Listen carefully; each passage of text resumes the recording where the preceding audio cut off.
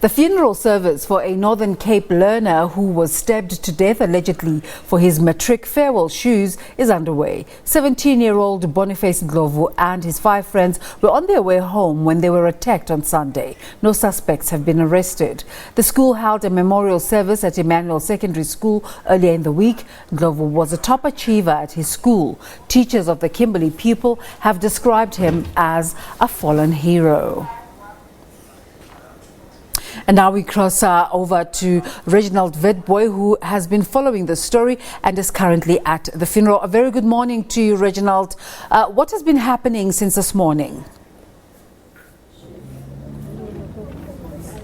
Well, good morning to you, Desiree. As you can imagine, it's a very sad day out here in Kimberley. You can only imagine how it feels when a parent loses his or her child. Earlier on, I made the statement that when a husband loses his wife, you call him a widower. When a wife loses her husband, you call her a widow.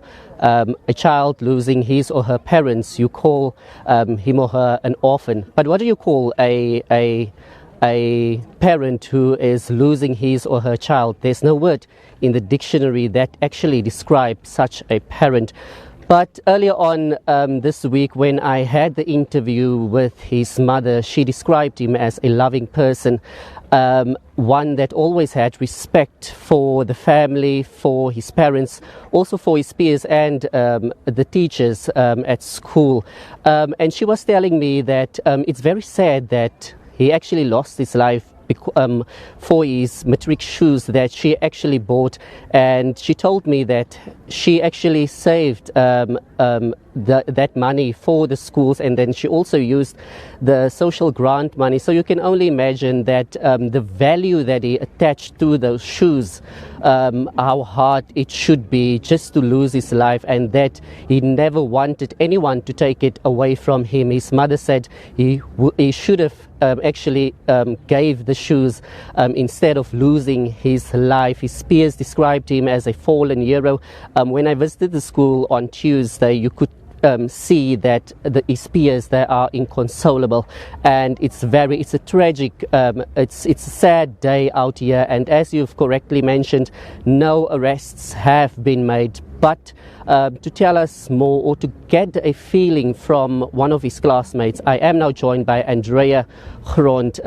Good morning to you, Andrea. Just tell me, it's a sad day today, coming out here to come and say your final goodbye to your classmate Boniface Ndlovu. Good morning to everybody watching.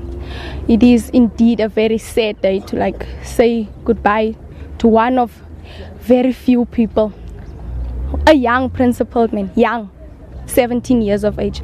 No one can get someone who's that principled at such a young age. His parents did a great, valuable job at raising such a young man, and it's very sad to lose someone that actually influenced a whole lot of us. And then also describe him as a person. What type of person was he in the classroom, and as to you and to your fellow classmates at large? To me, to everybody who knew Boniface, he was a principled guy. He stood for what was right. That's why he lost his life, because he knew what was right and what was wrong. Boniface was one of a kind. No one would ever not say Boniface was just a kid. Nobody would have raved about his death like we do now.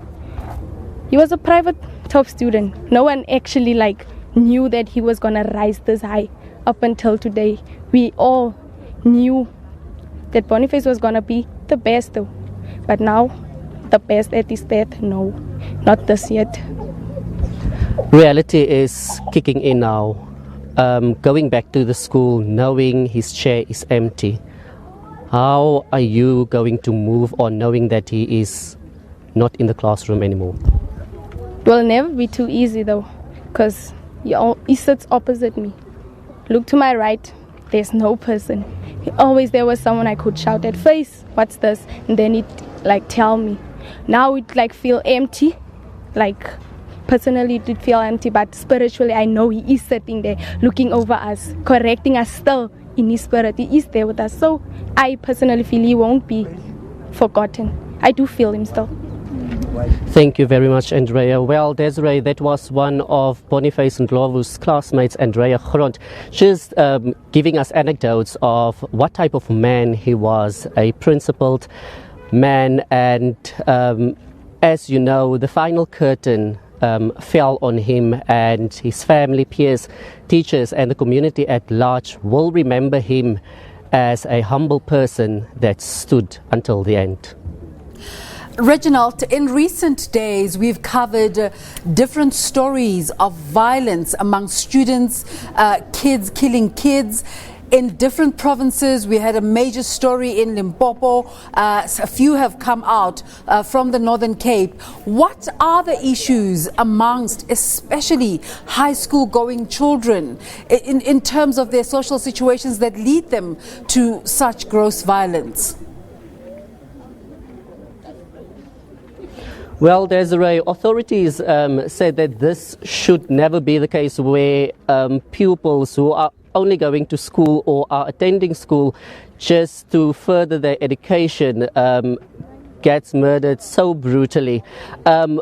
Why people are doing it, I think it's maybe up to them to ask them such a question.